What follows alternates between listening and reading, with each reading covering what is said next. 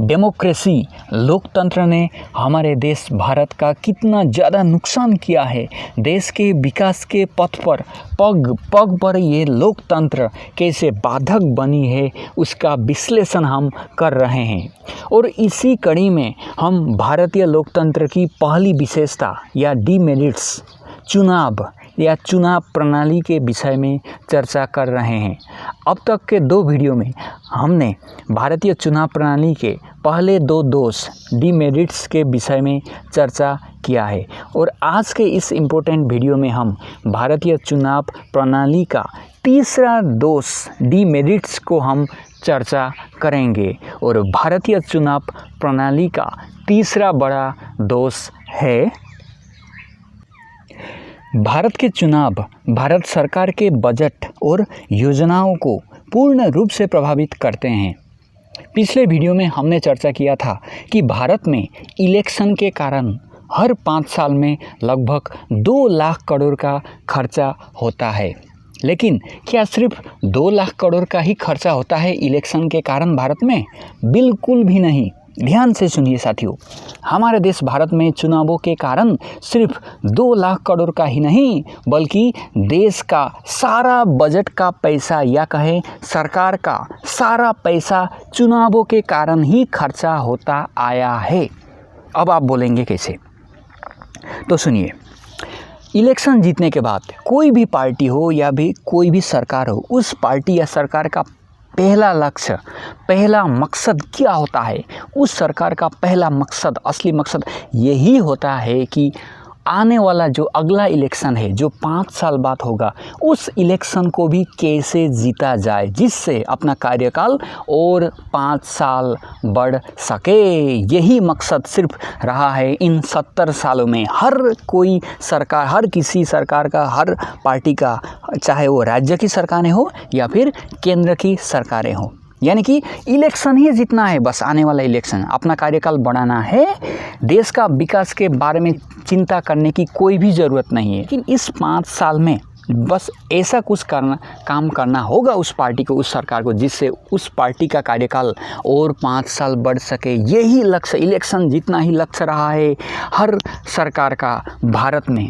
और इलेक्शन कैसे जीता जाए उसके लिए ऐसी योजनाएं बनानी पड़ेगी अब उस सरकार को, जिन योजनाओं से उस पार्टी का वोट बैंक जो है वो बरकरार रह सके या फिर वोट बैंक और बढ़ सके, जिससे उस पार्टी का आने वाला इलेक्शन में जीतने का चांसेस और ज़्यादा बढ़ सके। समझ रहे ना आप मेरी बात? यानी कि कैसे भी हो इलेक्शन जीतना होगा आने वाला। और इलेक्शन जीतने के लिए अब वो सरकार क्या करेगी? सरकार का बजट का जितना भी पैसा है उन सारे पैसे को उन्हीं गिनी चुनी और सस्ती योजनाओं में खर्च करेगी, जिन योजना से उस पार्टी का वोट बैंक, उस सरकार का वोट बैंक बरकरार रह सके या वोट बैंक और बढ़ सके। क्योंकि अपने अब गरीब लोगों को तो संतुष्ट करना पड़ेगा। गरीब लोगों को अब वो पार्टी क्या करेगी कि फ्री में राशन देगी, फ्री में नगद कैश देने की व्यवस्था करेगी, फ्री में बिजली देगी, फ्री में पानी देगी। सारा पैसा इन्हीं सस्ती योजनाओं में ख़त्म करेगी। क्योंकि आने वाला इलेक्शन जीतने के लिए अपना वोट बैंक मजबूत करना है, वोट बैंक को संतुष्ट करना है, गरीब लोगों को संतुष्ट करना है। इन्हीं सस्ती योजना से फ्री में सब, फ्री में पानी देना, फ्री में बिजली देना, फ्री में राशन, फ्री का सब कुछ, फ्री में नगद धन, ये देने से क्या देश का विकास होगा? बिल्कुल भी नहीं विकास होगा। सिर्फ उस पार्टी को ज़रूर लाभ होगा, वो पार्टी ज़रूर आने वाले इलेक्शन में जीत पाएगी और पार्टी ज़रूर फिर से सरकार में रह पाएगी, लेकिन देश का विकास बिल्कुल भी नहीं होगा। और उस सरकार ने अभी क्या किया? सारा पैसा तो ख़त्म कर दिया इन्हीं सस्ती योजना में, अपने वोटरों को अपनी तरफ आकर्षित करने में सारा पैसा ख़त्म कर दिया। तो देश के विकास के लिए क्या थोड़ा पैसा बचा? कुछ भी नहीं बचा साथियों। तो कैसे होगा देश का ग्रोथ रेट ज़्यादा? कैसे होगा देश का विकास? जो देश के असल विकास के लिए जो इंफ्रास्ट्रक्चर, जो पुल, जो सड़कें, जो विश्वविद्यालय बनाने थे, उन सारा पैसा तो उन्हीं voter centric, election centric voter को लुभाने के लिए सारा पैसा तो ख़त्म कर दिया, बजट का सारा पैसा ख़त्म कर दिया। अगर कोई योजना नहीं है वैसी तो योजना भी बना देते हैं वोटरों को अपनी तरफ लुभाने के लिए। जैसे फ्री में किसानों के नाम पर पैसा बांट देते हैं, गरीब के नाम पर पैसा बांट देती हैं, गरीब के नाम पे फ्री में राशन बांट देती हैं, जिसको भी बांट देती हैं, गरीब हो चाहे अमीर हो। क्यों? उसको देखने के समय भी नहीं है उनको।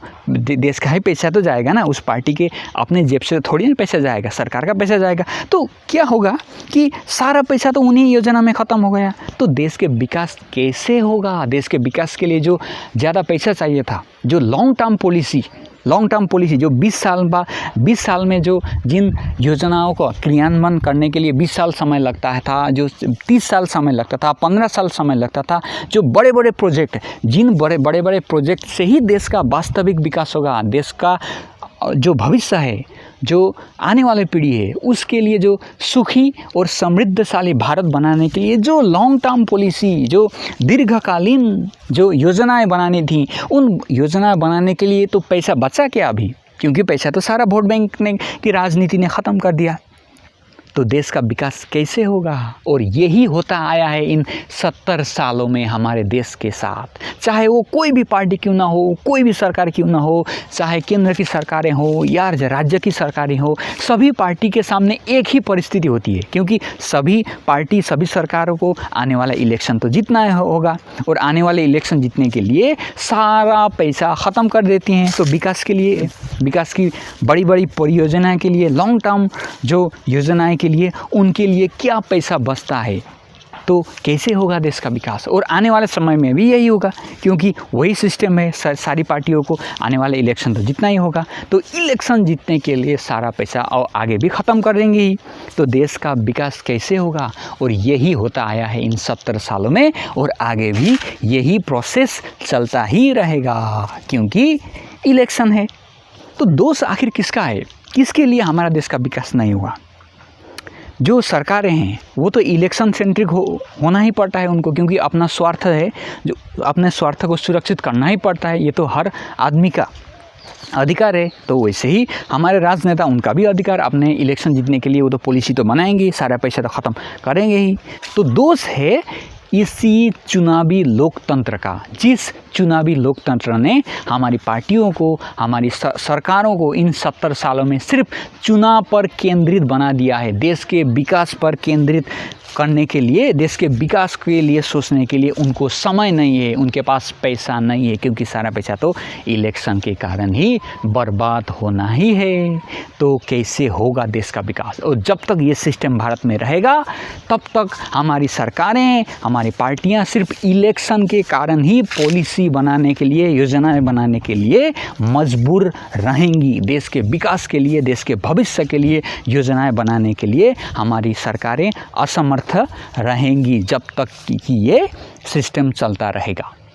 और साथियों, ये बात भारत के प्रधानमंत्री नरेंद्र मोदी जी ने भी ये बात मानी है कि इन 70 सालों में हमारी सरकारों ने सिर्फ और सिर्फ इलेक्शन को ध्यान में रखकर ही अपना सारा काम किया है। देश के विकास को केंद्र में रखकर या देश के भविष्य को सोचकर, देश के भाग्य को बनाने के लिए हमारी सरकारें ने कुछ काम नहीं किया है। नीचे डिस्क्रिप्शन में दिए गए लिंक से आप उस वीडियो को ज़रूर देख सकते हैं। तो साथियों, हमने आज के इस वीडियो में भारतीय इस चुनावी लोकतंत्र का तीसरा दोष के विषय में विस्तार पूर्वक चर्चा किया है, और आने वाले वीडियो में हम भारतीय चुनाव प्रणाली का चौथा दोष को भी हम चर्चा करेंगे और जानेंगे कि ये लोकतंत्र, यह चुनाव प्रणाली भारत के विकास के लिए सहायक रही है या फिर बाधक रही है।